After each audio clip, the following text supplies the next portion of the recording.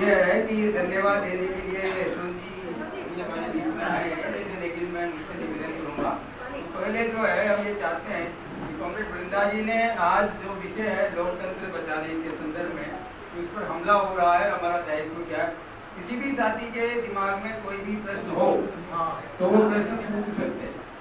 मतलब ये नहीं है एक तरफा की कॉमरेड ने कहा ये खतरा है, लेकिन आप जो है जो भी प्रश्न पूछना चाहें, आपके दिमाग में कोई प्रश्न हो तो निश्चित तौर पर कोशिश करेगी कि उसका जवाब भी दिया जाए। अध्यक्ष भी देंगे और जरूरी हुआ आप सीधे एड्रेस तो कोई बात कहना चाहें तो, लेकिन ये सब प्रश्न के रूप में हो, भाषण के रूप में नहीं, क्योंकि हमारा समय 3 बजे खत्म करना है। 3 बजे खत्म करना है, 10 मिनट के लिए ये सेशन जो है और है। तो कोई प्रश्न उत्तर का मामला है, कोई प्रश्न रखना चाहें आप खड़े होकर बोल सकते हैं। अध्यक्ष जी से मेरा निवेदन है कि वो इस सारी सभा को बतावे कि जो हमारा संविधान जो बनाया गया था उसमें कौन कौन लोग थे। अम्बेडकर जी तो एक अध्यक्षता के रूप में पटना में रखने वाले थे ही सही, लेकिन बाकी समिति में कौन कौन ये मैं जानकारी चाहता हूँ, उनका नाम भी बताएं। उनके नाम बतावे अध्यक्ष जी। हाँ ठीक है, ऐसे प्रश्न मेरा प्रश्न ये है कि देश के अंदर जो बोला जा रहा है उसका तोड़ क्या है? इस जग का तोड़ क्या है, काट क्या है, जो नफरत खोली जा रही है उसका जवाब कैसे दें? क्या हाँ तोड़ का मतलब रेमेडी तोड़ क्या कोई? हाँ आइए आइए नहीं जोर से बोल दीजिए। हमारी शक्तियों से तो हम निपट लेते हैं, लेकिन जो अपने अंदर भीतर बात होती है उसका तोड़ क्या है? अंदर की शक्तियों का भीतर का आता है उसकी बात।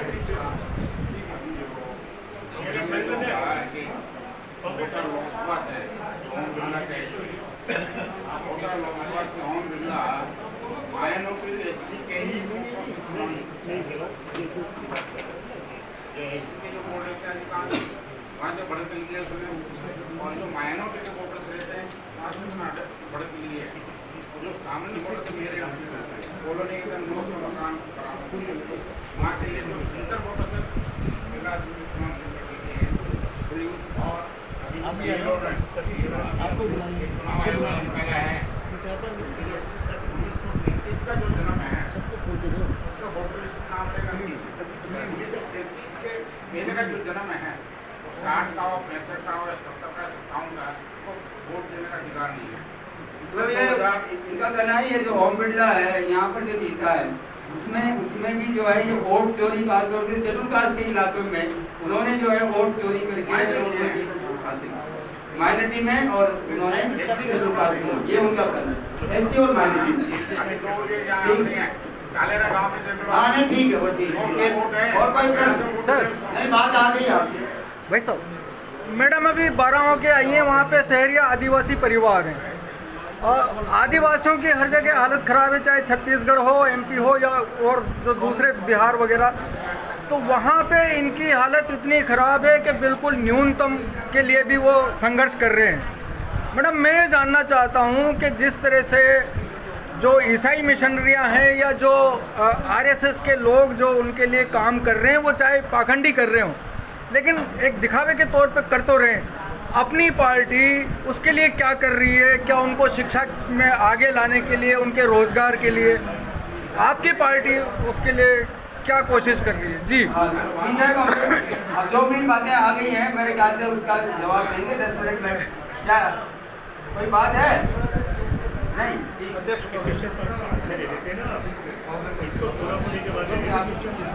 मैं आपका ओम बिरला जी का प्रश्न जो आपने किया था मैं उसका जवाब देना चाहता हूँ।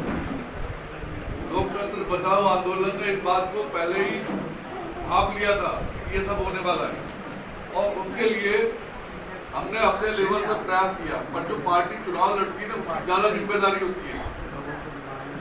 जब ये पता पड़ गया कि कोटा दक्षिण में 48,000 की लीड हो गई तभी सचेत हो जाना चाहिए था।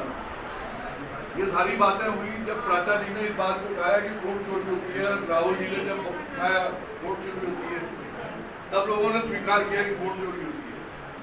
ये तो सबको पता है, हमें तो पहले भी पता था, इसलिए हम कोटा दक्षिण में बिरला जी की पोल खोलने के लिए हमने 20 सभाएं की, पर सब कुछ लोकतंत्र बचाओ आंदोलन के हाथ में नहीं होता।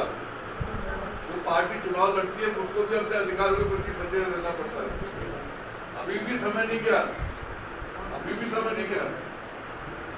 मैं तो प्रहलाद गुर्जर जी को कहना चाहूंगा कि वो कोटा दक्षिण का एक बार जांच करा ले, उनको तो चीज अपने आप मिल जाएगी। एक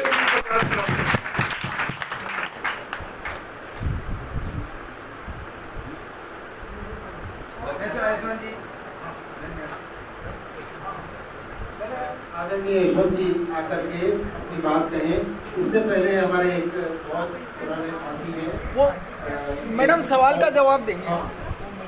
हाँ ऐसे अच्छा हाँ देखिए, अभी एक सवाल का जवाब देना है, बाकी समय के हिसाब से जो है आगे नहीं बोल पाएंगे। वो ये इन्होंने जो सवाल उठाया है सिराज भाई ने, वो ये है कि ये सब हमले हो रहे हैं, लेकिन इस हमले में के खिलाफ में हमारे खासतौर से जो बिरला जी को संबोधित किया था, सीपीआईएम की लीडर है, वो यहाँ पर आई है, सहरिया क्षेत्र में भी गई है। इन हालातों में हम किस तरह से जो है उस हालातों में उन बातों का जवाब दे रहे हैं, उसके लिए सिर्फ मैं एक बात ही करना चाहता हूँ। एक तो यह है कि कॉमरेड वृंदा जी जो है यहाँ पर आने के पहले डूंगरपुर गई है, और डूंगरपुर में जो है पूरे राजस्थान के तमाम आदिवासियों के जो शिक्षा और रोजगार से जो उनको वंचित किया जा रहा है, उसके मामले को लेकर के जो है वहाँ पर काफ़ी इस पर चर्चा हुई है। तो उस पर जो है, और उसके बाद में सहरिया क्षेत्र में जो हालात देखे हैं हमने कि न केवल शिक्षा और रोजगार बल्कि पूरे जीवन से ही उनको और जीवन के जीने के अधिकारों से ही उनको वंचित किया जा रहा है। पोषण की हालात हमने देखी, दूसरे तरह के हालात देखे। उन आधारों पर हमारे आदिवासी अधिकार राष्ट्रीय मंच ने जो है ये फैसला किया है कि आने वाले नवंबर के महीने में हम इस दौरान में जो है निश्चित तौर पर सहरिया क्षेत्र के मसले को लेकर के कलेक्टर से लेकर कमिश्नर तक, ट्राइबल कमिश्नर से मिलेंगे। लेकिन नवंबर में हमने फैसला किया है कि हम जो हमारा जो ट्राइबल कमिश्नर उदयपुर का है उसके सामने घेरा डालो, डेरा डालो, और निश्चित काल का आदिवासियों का पड़ाव डाला जाएगा। और जब तक आदिवासियों के साथ हो रहे अन्याय के खिलाफ में जब तक कोई जवाब राजस्थान की सरकार हमारे साथ बैठकर न दे, तब तक हमारा आंदोलन जारी रहेगा।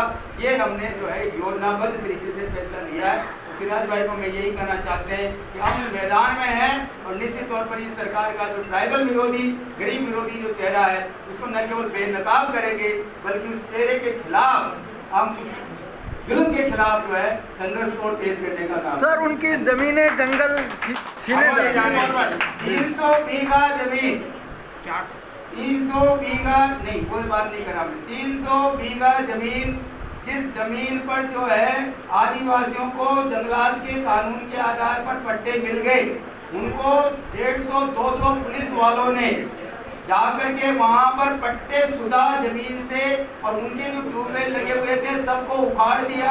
और उस 300 बीघा जमीन से जिनको पट्टे का अधिकार मिला कानून के मुताबिक, जिसको बनाने में कॉमरेड वृंदा जी का बहुत बड़ा योगदान था, वन अधिकार कानून, उसमें उन 300 बीघा जमीन से उन आदिवासियों को पूरी तरह से उखाड़ दिया और वहां पर बड़े बड़े दबंगों ने कब्जा कर लिया। और 300 बीघा जमीन जो एक वहाँ के एमएलए हैं ललित मीणा जी, और उनके पिताजी एमएलए थे हेमराज जी मीणा, बीजेपी के बड़े लीडर है राजस्थान के, आरएसएस के, उनके द्वारा उनके ही हाड़ी ने जो एक भील जाति का है उस हाड़ी के माध्यम से पूरी 300 बीघा जमीन पर कब्जा करवा दिया है। और उन 300 जो वर्षों से, पीढ़ियों से उस जमीन पर जो बैठे हुए थे उस पर उस हेमराज जी मीणा के हाड़ी ने कब्जा कर लिया, मतलब हेमराज जी ने कब्जा कर लिया।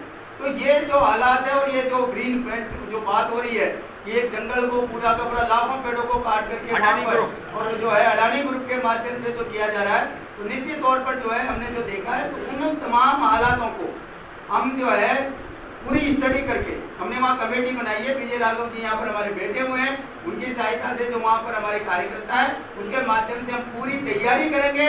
और पूरी तैयारी करके हर स्तर पर, जैसे यहाँ जेके वाले मसले पर जो है कलेक्टर ने बात तक की, इसी तरह से आदिवासी शहरिया के मसले पर 12 के कलेक्टर ने आज दिन तक बात तक नहीं की है। इन तमाम हालातों को देखते हुए एक संघर्ष की जरूरत है। और जैसे हम सबको लोकतंत्र बचाने के लिए एका बना के लड़ना है, उसी तरह से शहरिया, आदिवासी, गरीब और ये सांप्रदायिकता के खिलाफ में जो भी जिन पर भी जुल्म हो रहा है उसके खिलाफ हमें मिलजुल के संघर्ष करना है। ये हमारे मंच का अब हमारे यशवंत जी चौधरी साहब,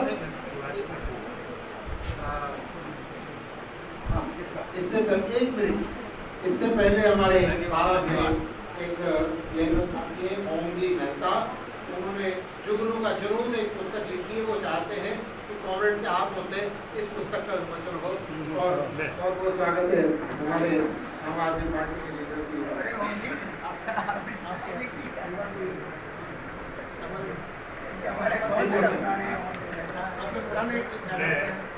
काफ़ी समय से CPM से जुड़ा रहा और थोड़ा देर पर इंडिया कॉन्फ्रेंस जब वो मैदान है वहाँ पर प्रकाश विकराल सीताराम जी आप सभी लोग थे,